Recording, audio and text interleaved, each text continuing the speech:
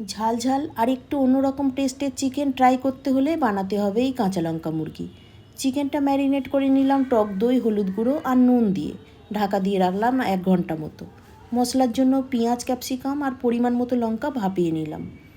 1 minute মতো পেঁয়াজ capsicum ভাপানোর পরে কাঁচা লঙ্কাগুলো দিয়ে আর 1 মিনিট ভাপিয়ে নিলাম।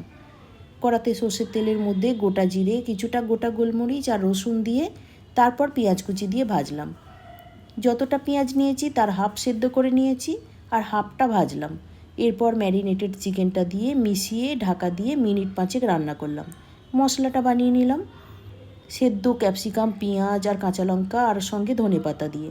চিকেনের মধ্যে আদা বাটা আর এই মশলাটা দিয়ে দিলাম। অল্প জল দিয়ে মিশিয়ে ঢাকা দিয়ে রান্না করলাম সেদ্ধ হওয়া পর্যন্ত। মাঝে 2বার নেড়েছিলাম। হয়ে গেলে গরম মশলার ঘি দিয়ে নামিয়ে নিলাম। খেতে দারুণ হয়েছিল।